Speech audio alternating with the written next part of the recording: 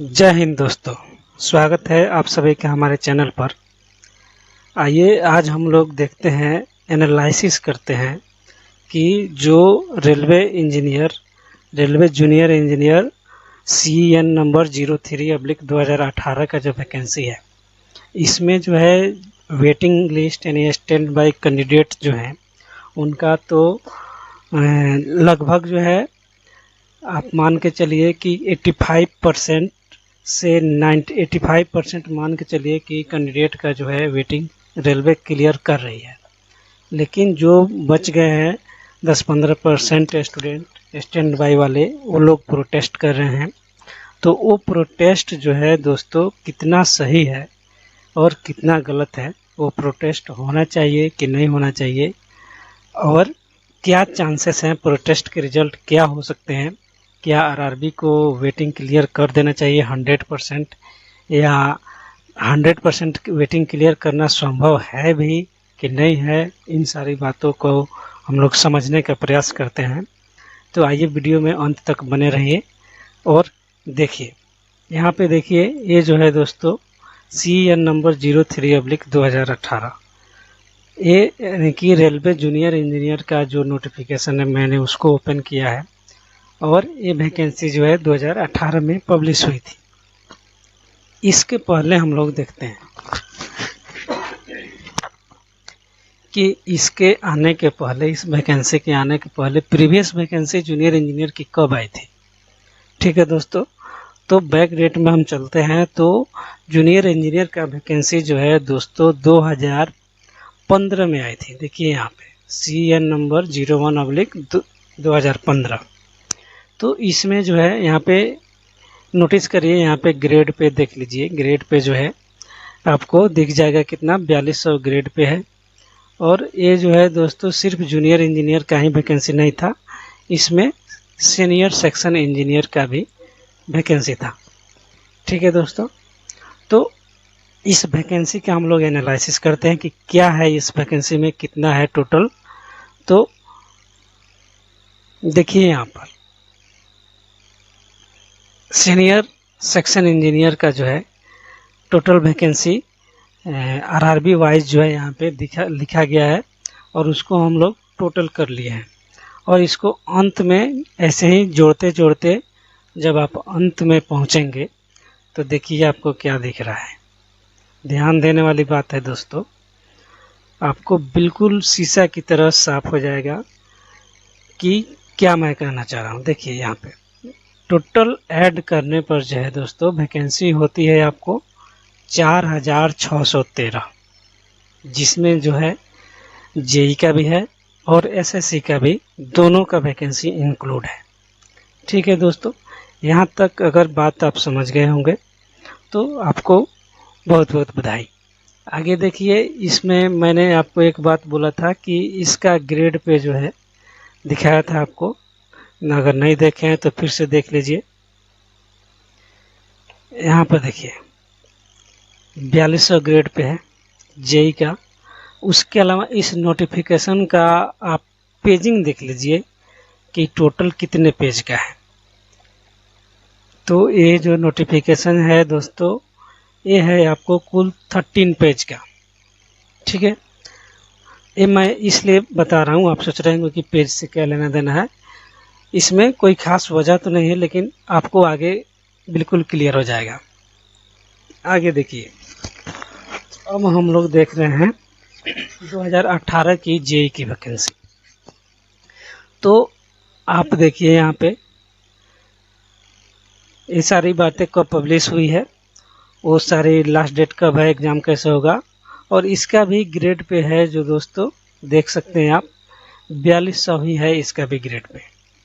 ठीक, तो देखिए यानी कि 2015 में आया था तो भी ग्रेड पे 4200 ही था, अभी भी ग्रेड पे 4200 ही है। और ये कोई बड़ी कंसीडर करने वाली ऐसी कोई बात नहीं है। उसके अलावा क्योंकि हम लोग MP MLA थोड़े ना है कि इतना जल्दी जल्दी ये लोग ग्रेड पे बढ़ा देंगे। आगे देखिए, ये वैकेंसी कंप्लीट हुआ 2020, यूँ कहें कि कुछ 2019 में भी रेलवे ने ज्वाइनिंग दे दिया जूनियर इंजीनियर का, जो बहुत अच्छी बात है। और जो लोग बच गए तो वो चले गए वेटिंग लिस्ट में, जिनका वेटिंग जो है अगर 2018 का वैकेंसी है तो 19 में नहीं तो 20 में तो वेटिंग क्लियर हो ही जाना चाहिए था।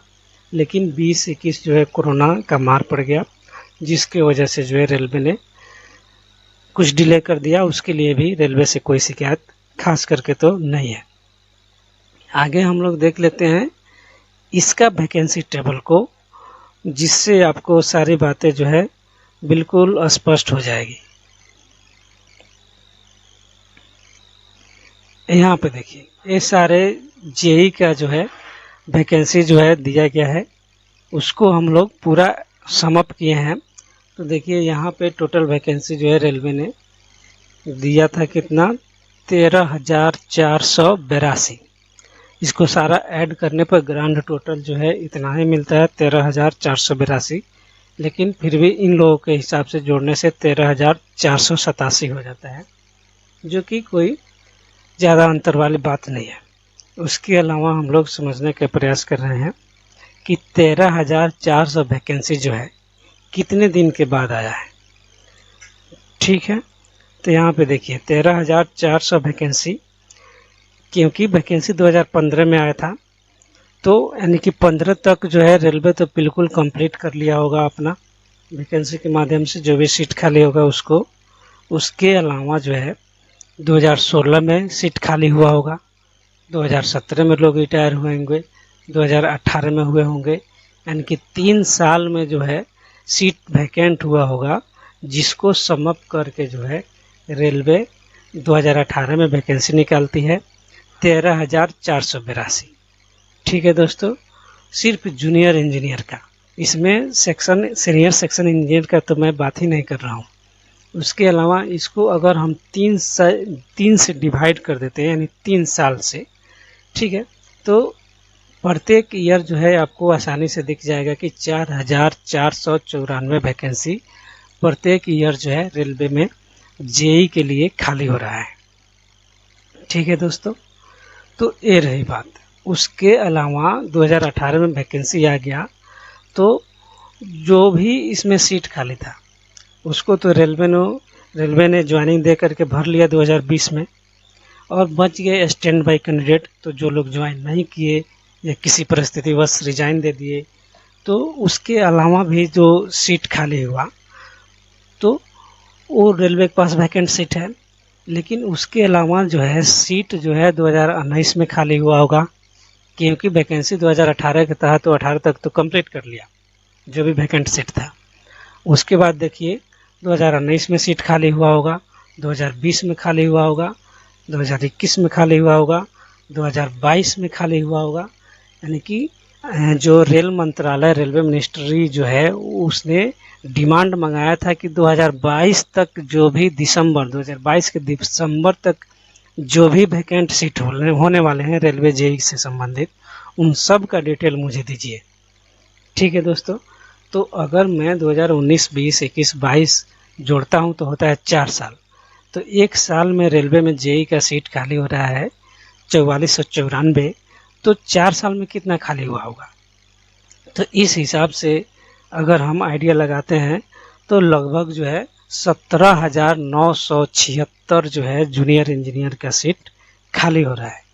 Section engineer, senior section engineer का सीट मैं इसमें नहीं जोड़ा हूँ, लेकिन उसको भी आप जोड़ लीजिए एक ही हिसाब से। कैसे? क्योंकि मोदी जी जब से यहाँ हैं उन्होंने बोला है कि सीनियर सेक्शन इंजीनियर का डायरेक्ट बहाली नहीं होगा, जो भी जूनियर इंजीनियर है उन्हीं को प्रमोट करके जो है सीनियर सेक्शन इंजीनियर बनाया जाएगा। तो भैया सीनियर सेक्शन इंजीनियर आप जेई को उठा करके बना रहे हैं, तो वो भी तो सीट खाली हो रहा है, इसलिए मैंने उस सीट को भी इसमें ऐड कर दिया है। और उसके हिसाब से 4 साल में आपके पास रेलवे के पास सीट जो है 17,976 वैकेंट है जेई के लिए। ठीक है दोस्तों, लेकिन इसके अलावा देखिए स्टैंड बाई कैंडिडेट कितने हैं रेलवे के पास। तो दोस्तों अब बात कर लेते हैं जूनियर इंजीनियर के स्टैंड बाई कैंडिडेट की संख्या की। तो आप यहाँ पे क्लियरली देख सकते हैं कि number of stand by candidate पूरे ऑल ओवर इंडिया में 6,741 हैं।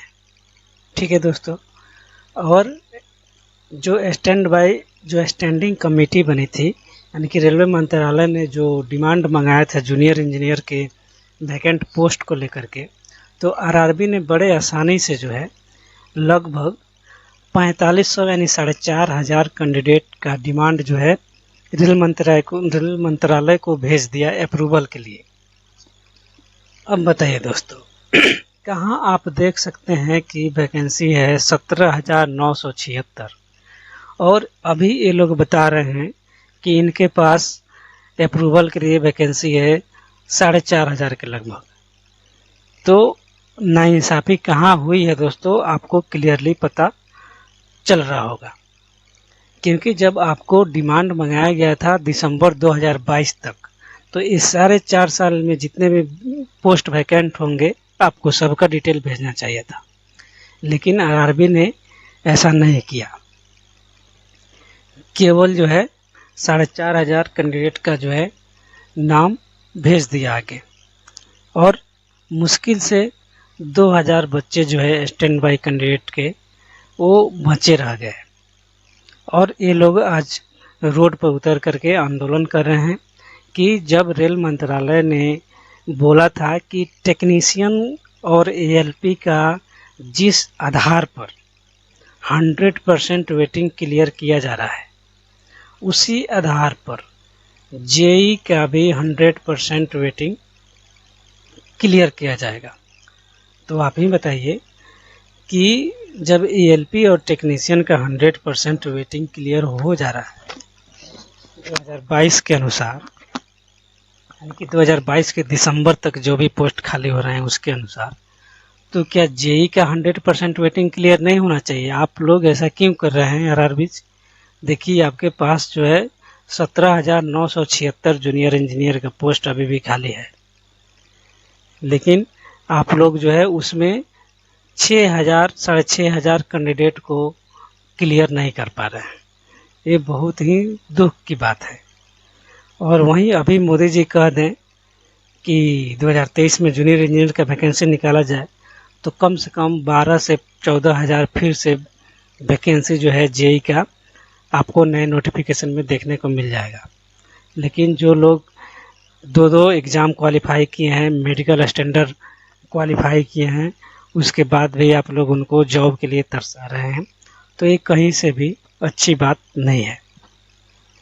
ठीक है दोस्तों, तो मेरे अनुसार जो है दोस्तों, ये जो भी लोग आंदोलन कर रहे हैं उनका आंदोलन बिल्कुल भी जायज़ है, क्योंकि बिना आंदोलन के तो एग्ज़ाम का नोटिफिकेशन भी नहीं निकला था। आप सभी को याद होगा, चाहे एनटीपीसी हो, चाहे ग्रुप डी हो, चाहे जेई हो, बिना आंदोलन के एग्ज़ाम नहीं लेता है रेलवे, बिना आंदोलन के रिजल्ट नहीं देता है, बिना आंदोलन के ज्वाइनिंग नहीं करवाता है।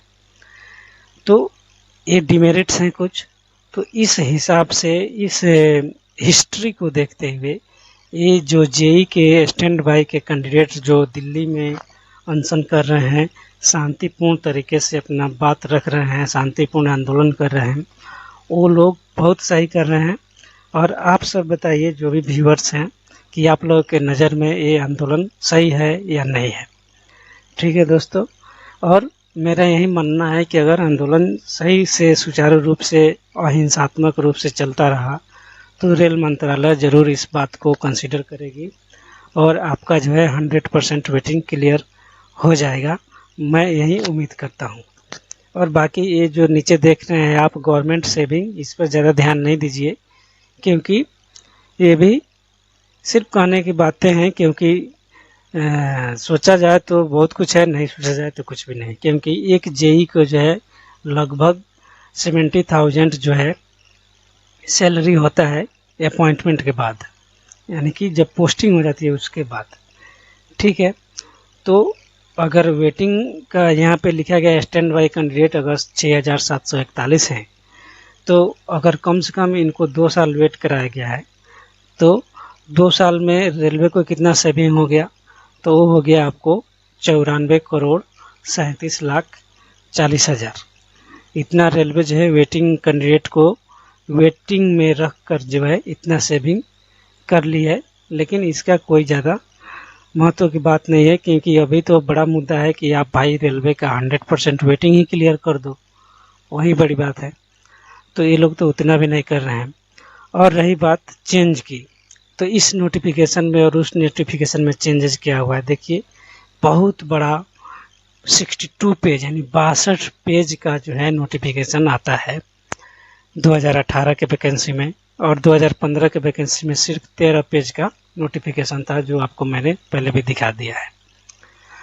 तो पूरा चांसेस है दोस्तों, जो चेंज नहीं हुआ वो क्या नहीं चेंज हुआ, ग्रेड पे। इसमें भी ग्रेड पे मैंने आपको दिखाया कि ग्रेड पे कितना था, 4200 ग्रेड पे था, उसमें भी 4200 ग्रेड पे था।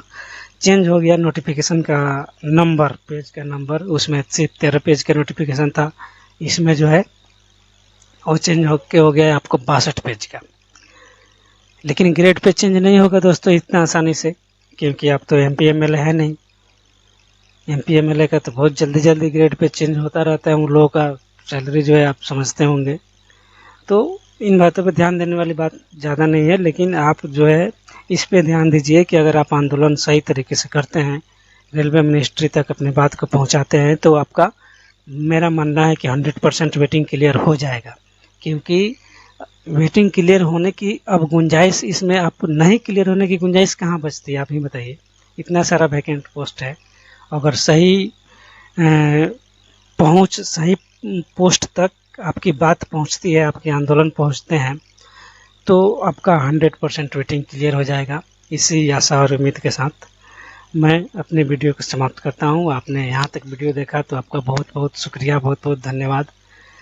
और जो लोग स्टैंड बाई में नहीं हैं, जो मेन लिस्ट में आ गए हैं फिलहाल रिप्लेसमेंट पैनल में, वो लोग भी आप उन कैंडिडेट को जो आंदोलनरत हैं उनका आप समर्थन करें, सपोर्ट करें, क्योंकि उन्हीं लोगों के आंदोलन का देन है कि आज जो है आपका नाम रिप्लेसमेंट पैनल में आया है, और ये सच्चाई है। तो दोस्तों आपसे यही आग्रह रहेगा कि आप लोग उस आंदोलन का समर्थन करें, जैसे भी हो। ठीक है दोस्तों, आपका बहुत बहुत धन्यवाद।